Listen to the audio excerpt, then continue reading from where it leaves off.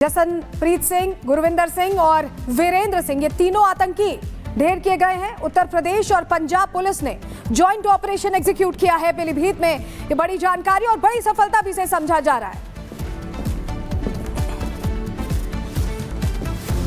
देखिए, जनपद गुरदासपुर में कुछ दिवस पहले बख्शीवाल पुलिस चौकी पर एक ग्रेनेड फेंका गया था। उसी क्रम में गुरदासपुर पुलिस आज यहाँ सुबह थाना पूरनपुर पर हला सुबह पहुँची। उनके द्वारा ये बताया गया जिन 3 संदिग्धों द्वारा वहाँ पर ये कार्रवाई की गई है वो पूरनपुर कस्बे में छुपे हुए हैं। उसी सूचना पर थाना पूरनपुर द्वारा जनपदीय कंट्रोल रूम को और हम सभी उच्च अधिकारियों को अवगत कराया गया। उसी में जब उनका पीछा किया गया और उनको खोजने की कार्रवाई की गई तो जो कमरिया पॉइंट पर पिकेट है उसके द्वारा ये बताया गया कि एक बाइक पर 3 संदिग्ध बहुत तेज़ी से पीलीभीत शहर की तरफ गए हैं। वहाँ जो थाना पूरनपुर की और एसओजी की टीम थी और जो थाना पूरनपुर की और गुरदासपुर पुलिस की टीम थी, उनके द्वारा उनका पीछा किया गया और आगे। तो यूपी और पंजाब पुलिस को ये बड़ी सफलता हाथ लगी है। 3 आतंकियों को ढेर किया गया जिनके पास से देखिए भारी मात्रा में जो हथियार हैं वो बरामद किए गए हैं। AK-47 2 AK-47 बरामद किए गए। इसके अलावा बता दें कि 2 ग्लॉक पिस्टल और ये तस्वीर आपको दिखा रहे, देखिए गोलियां बरामद यहाँ पर भारी मात्रा में हुई है। और ये बड़ी सफलता इसलिए मानी जा रही है क्योंकि लंबे समय से तलाश इन आतंकियों की थी। ग्लॉक पिस्टल ये दिखा रहे हैं आपको, जिसका जिक्र मैं कर रही थी। और पीलीभीत में एनकाउंटर में 3 बदमाशों को ढेर किया गया है।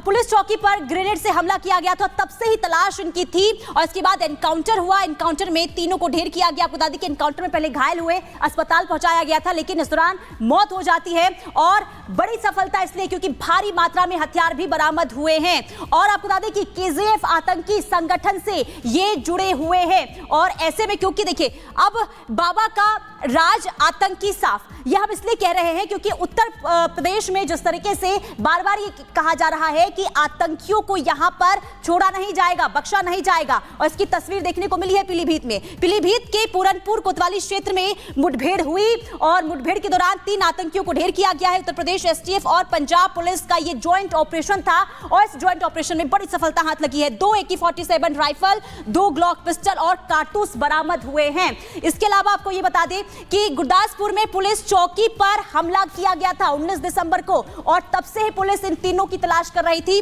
और 19 दिसंबर को आतंकियों ने इस घटना को अंजाम दिया था। और आपको बता दें कि खालिस्तानी आतंकी संगठन KJF ने इसकी जिम्मेदारी ली थी, यानी कि खालिस्तान जिंदाबाद फोर्स, और उसी से जो ये आतंकी थे जुड़े हुए थे। और आपको बता दें कि कई गतिविधियों में ये संलिप्त थे, देश विरोधी गतिविधियों में संलिप्त थे। और इसके बाद जो है इनको मुठभेड़ हुआ और मुठभेड़ के बाद जो है इन्हें मार गिराया गया है। ये जो चेहरे हम आपको दिखा रहे हैं, यही 3 आतंकी है। जसनप्रीत सिंह, गुरविंदर सिंह और वीरेंद्र सिंह, यही तीनों आतंकवादी हैं, खालिस्तानी आतंकवादी हैं जिन्हें ढेर किया गया है मुठभेड़ के दौरान। और आपको बता दें कि जिस तरीके से ऑपरेशन चलाया गया और ये बड़ी सफलता मानी जा रही है। ये मारे गए खालिस्तानी आतंकी दरअसल गुरदासपुर में जिस तरह से बम फेंककर फरार हुए थे, उसके बाद इन्होंने उत्तर प्रदेश के पीलीभीत में शरण ली थी और वहीं छिपे हुए थे। ऐसे में यूपी पुलिस और पंजाब पुलिस ने जॉइंट ऑपरेशन चलाकर इन्हें पकड़ा है और उसके बाद इनको अस्पताल ले जाया गया, जहां इनकी मौत हो गई है। तीनों आतंकी ढेर कर दिए गए। हमारे साथ हमारे सहयोगी अजय सीधे जुड़ रहे हैं, उनका जरा हम यहाँ पर रुक कर लेते हैं। अजय, ये जो ऑपरेशन था बहुत इंपॉर्टेंट इसलिए भी है क्योंकि ये आतंकी वहां पर घटना को अंजाम देकर गुरदासपुर में फरार हो गए थे। कैसे ट्रैक डाउन किया गया है और क्या नेक्सस से और लोग भी जुड़े हुए हैं, इसको लेकर भी कोई जानकारी मिल रही है? बिल्कुल, देखिए इससे जुड़ा जो इंटेल है वो पंजाब पुलिस को प्राप्त था। इंटेल पंजाब पुलिस लेकर पहुंचती है और पंजाब पुलिस के संग तकरीबन 13 के आसपास लोकल उत्तर प्रदेश पुलिस की जो अलग अलग विंग्स के, ना केवल जो लोकल जो जिले की पुलिस थी वो, बल्कि अलग अलग जो एजेंसीज हैं उनसे जुड़ी पुलिस भी वहां पे पहुंचती है।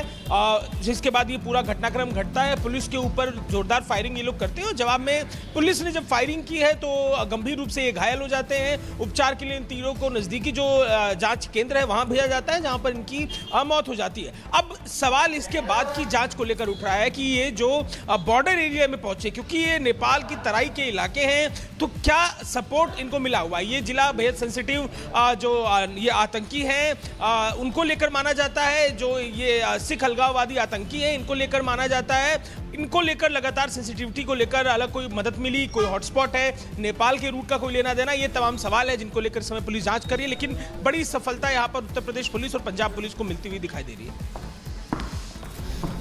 बिल्कुल अजय, आप इंपॉर्टेंट डिटेल्स दे रहे थे कैसे पंजाब पुलिस को इंटेल मिलती है, उसके बाद यूपी पुलिस से कोऑर्डिनेट कर इन तीनों को यहां पर ट्रैक डाउन किया जाता है। तीनों बदमाश ढेर हैं और फिलहाल जानकारी जुटाई जा रही है कि कैसे रह रहे थे, किसकी मदद से रह रहे थे।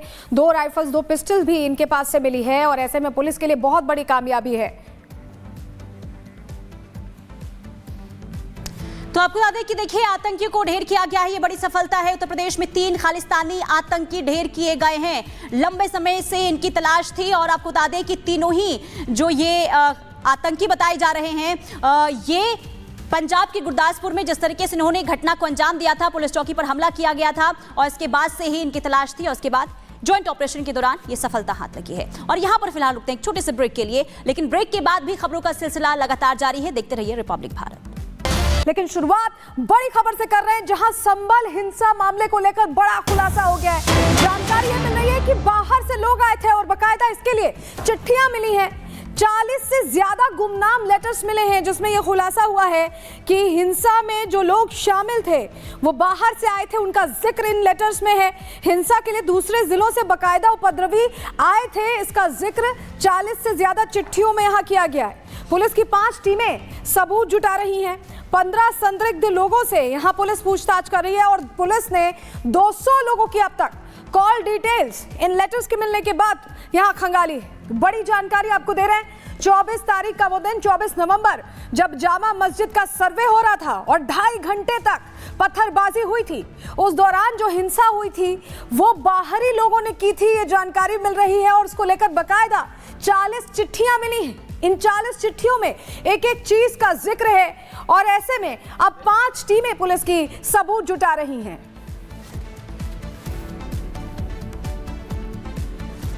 तो बड़ी जानकारी आपको दे रहे हैं, संभल हिंसा को लेकर ये बड़ा खुलासा हुआ है, जहां जानकारी अब ये मिल रही है 40 चिट्ठियां मिली हैं। इन गुमनाम चिट्ठियों में ये लिखा हुआ है कि बाहर से लोग बुलाए गए थे।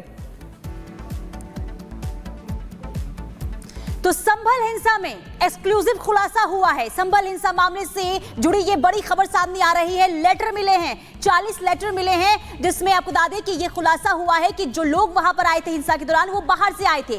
चिट्ठी में हिंसा में शामिल होने की जानकारी इन लोगों की मिली है। अलग अलग इलाकों से संभल ये जो उपद्रवी है वो पहुंचे थे और ये तमाम जानकारियां चिट्ठी में लिखी हुई है। बुलंदशहर, रामपुर से आने का ये जो आए थे उपद्रवी, इसकी जानकारी है।